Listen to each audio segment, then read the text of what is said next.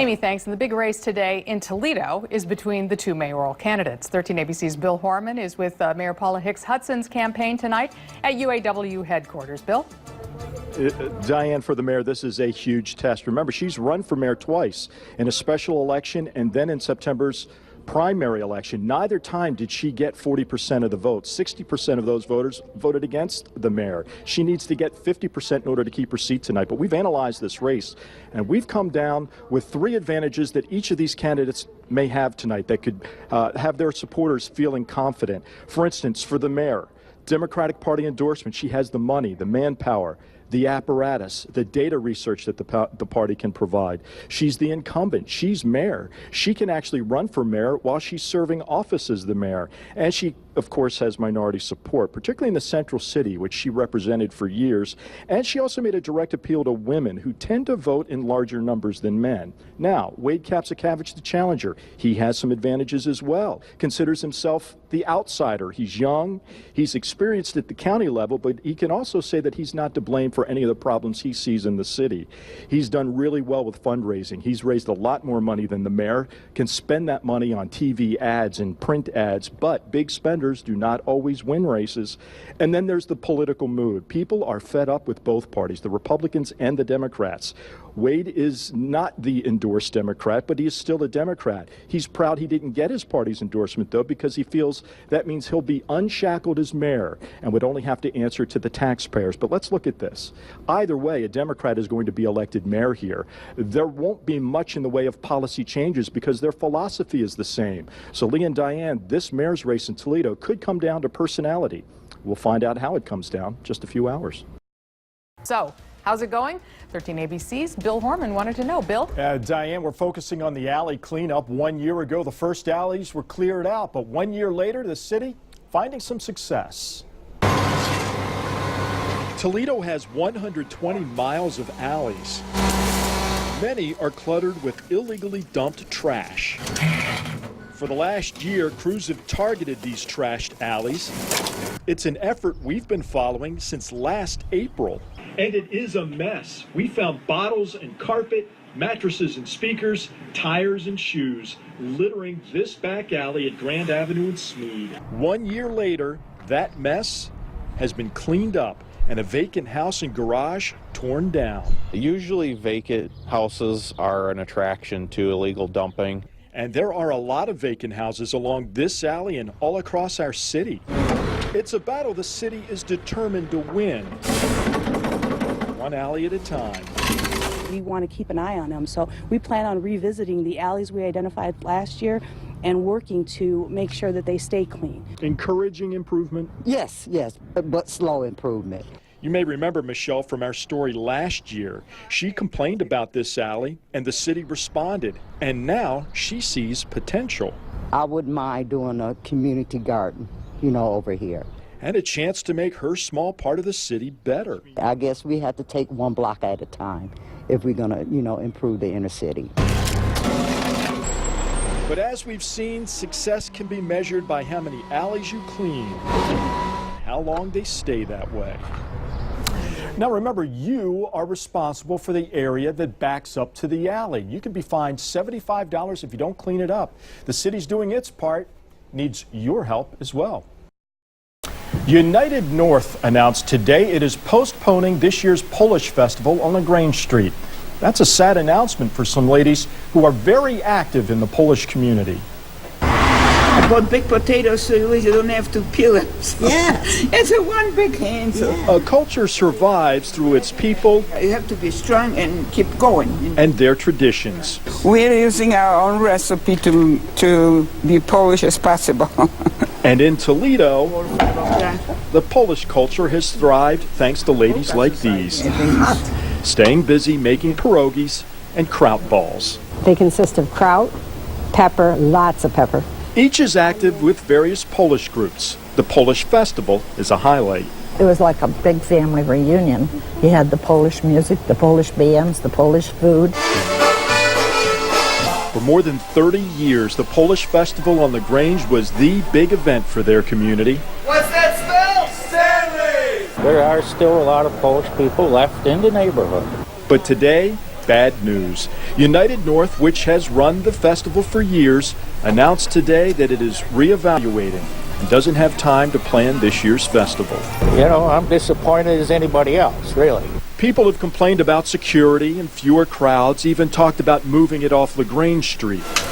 The festival was a time to introduce the culture to new people, a time for kids to perform after working hard all year learning an ethnic dance. It's hard for them to just come and practice if they don't see the results from it, you know. But this year, no festival. And the concern is once lost, it will never come back.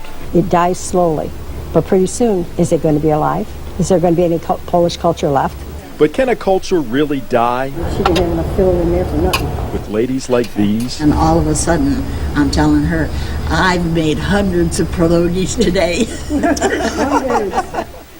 Those ladies were delightful. The pierogies and the kraut balls they made are being sold at a fundraiser at the Polish Roman Catholic Union of America Hall on North Detroit, April 7th. It will take Polish events like that to make up for the canceled festival, if that's even possible, Diane. Breaking right now, we're just on the scene of a police investigation in Toledo. Police are responding to what was originally a weapons call. Officers, we're told, have now surrounded a building near Bales and Westbrook, just north of Sylvania and Douglas. Our Bill Hormann is there. Bill?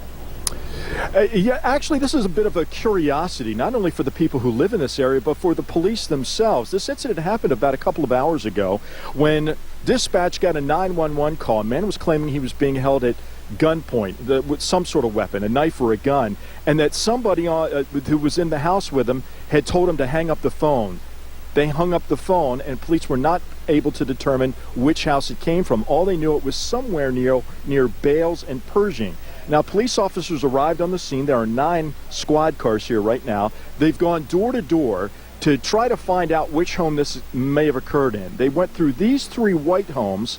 They're now waiting for the owner of the yellow home to come in so that they can go into her home and determine if it's there. They're not assuming anything right now. This could be a completely bogus situation, but they're not taking anything for granted either. I did talk with a police officer who says they're close to wrapping this up. Right now they have found nothing, but they don't want to leave in case something is going on. Obviously, it's a curiosity for the folks who live on this street. They're trying to figure out what's going on as well. Lee, Diane?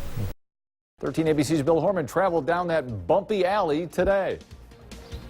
We'll show you just how bumpy this back alley is in just a second. But first, a quick demonstration. My camera is sitting at eye level, but if I take just a few steps into the pothole, you can see how far I sink. But if you're driving this alley, it's a bumpy ride. It's got big ruts in it. Everybody scrapes the bottoms of their cars. You might as well be on a roller coaster bumpy ride. The holes just get deeper and deeper, and it doesn't get any better. Honestly, the ride is worse in person than it looks on video, and neighbors have been complaining about this for years. People try to throw rocks in it and stuff and concrete in it, but that doesn't do anything. All that does is ruin your wheels and your tires and stuff, and it doesn't do any good. This is an everyday damage thing we got to go through. Horrible. It's just horrible. I can't believe that they've let it go for 4 years like this and done nothing. Well, by coincidence, city crews cleaned this alley just last week, and they noticed this minefield. This is actually passable. But the man who runs the department responsible for fixing streets says he'll get a crew on this right away, even use a new method to grind up what's left. As long as you grind it up properly and keep a consistent base and pack it in, it should help the roadway a lot. So eventually this roller coaster of a ride, this hydraulics lift and dump, will end. So it looks like this is a good news, happy ending. The crews will come out here, they'll fix this back alley, probably take them another month to do that. But then again, the neighbors who live along this back alley are willing to wait that extra month because according to them, they've waited 4 years. To the November election, still a lot of votes to count, so we begin our live team coverage with our political expert, Bill Hormann. He is live with Mayor Paula Hicks Hudson campaign. Bill? Yeah, down here at Democratic Party headquarters in downtown Toledo. Anytime an incumbent mayor is on the ballot, The results are always a referendum on your job performance. What do tonight's results tell you about how you're doing? I think it shows that folks see that the city is moving forward, that we've got jobs coming in, development's happening, streets are being fixed, water's safe to drink, and those are all the things that I've talked about for the 2.5 years since I've been mayor. And I believe that the voters understand that and want to continue with that vision that we have, and then also to expand that vision. The latest numbers have you at 40% of the vote. The dark cloud to the silver lining is 60% of those who voted tonight did not vote for you. What does that tell you? That tells me that I've got more work to do, and just to explain what has been happening and get them to understand the real story about Toledo. Finally, it looks like it's going to be Wade Capps-Cavich who's your opponent. How do you campaign against another Democrat? The same way I've always done, to tell my story, to tell the good news about what's happening in the city, and that, you know, that based upon what I've been able to do under the circumstances, that it makes sense to continue down that same road. Quickly, does it ever surprise you a woman who really didn't want the job is now you fought twice for it? Yeah. Well, I fought for it because I believe that the city needs the continuity. That's one of the criticisms that I think we've had in the past, because you've not had a mayor that has, other than Cardi Finkbeiner, to be able to succeed to 8 years or longer than 4 years. And that continuity is what I believe will move the city forward. All right, Paula Hicks-Hudson, congratulations tonight. You'll finish definitely in the top 2, and we'll be with you the entire step of the way. Thank you very much. You're very welcome. All right, Lee, Diane, back to you.